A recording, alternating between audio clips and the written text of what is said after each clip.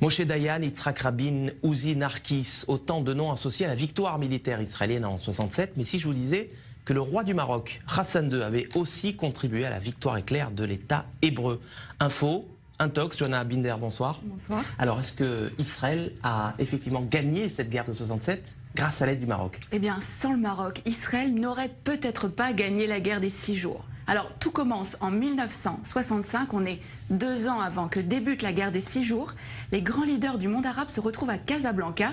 C'est le 3e grand sommet de la Ligue arabe. Alors, vous vous en doutez, le Mossad ne fait pas partie de la liste officielle des invités, mais il est là et il va recueillir des informations cruciales. Il y a un protagoniste, c'est Nasser, le président égyptien, le leader de la coalition arabe. Alors dans quel état d'esprit est-il à la veille de cette conférence? Il déclare à Assouan en février: l'année 1965 est la plus dangereuse des années de la lutte arabe. Israël prétend que les Arabes s'apprêtent à perpétrer une agression. Cela signifie qu'Israël a l'intention de nous attaquer. Nous devons donc être prêts à riposter. En septembre, donc quelques mois après, a lieu ce sommet de la plus haute importance. À l'ordre du jour, l'état des forces armées des pays de la Ligue arabe, avec cette question: sont-ils prêts à faire la guerre contre Israël? L'autre homme clé de cette histoire, c'est Hassan II, le roi du Maroc.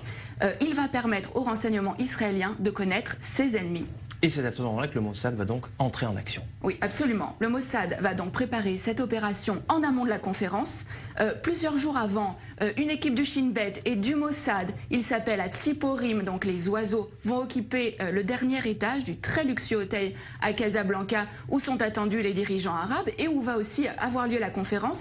Mais la veille de ce sommet, Hassan II est pris de panique et il somme les agents israéliens de quitter l'hôtel. Mais au terme de cette conférence, il va livrer aux agents israéliens l'enregistrement complet de cette conférence. Hassan II a tout enregistré en secret. Il n'a pas confiance dans les invités de la Ligue arabe. C'est à peine croyable. Mais qu'est-ce que les Israéliens vont bien pouvoir découvrir sur ces cassettes? Alors, les enregistrements vont révéler qu'il est question de créer un commandement arabe unifié pour mener les hostilités contre Israël. Et le point crucial, c'est que les rangs arabes sont profondément divisés. On va pouvoir entendre des échanges extrêmement vifs entre Hussein de Jordanie, mais aussi Nasser. Et alors, ce qui est vraiment important, c'est que les nations arabes vont vraiment révéler leurs faiblesses. Elles ne sont absolument pas préparées pour une guerre contre Israël. Et c'est vraiment sur la base de ces informations-là que Tsahal va lancer les premières opérations de la guerre des 6 jours en 67. Alors voilà un dirigeant arabe sunnite qui est censé être solidaire de ses homologues arabes. Pourquoi Hassan II a-t-il fait ce choix? Qu'est-ce qui l'a motivé? Alors, ce qu'il faut savoir, c'est qu'avant déjà ce sommet, le Maroc et Israël entretenaient déjà des relations stratégiques. Hassan II avait accepté que des juifs marocains émigrent vers Israël, en échange de quoi Israël fournissait une aide logistique au Maroc, notamment en formant ses militaires.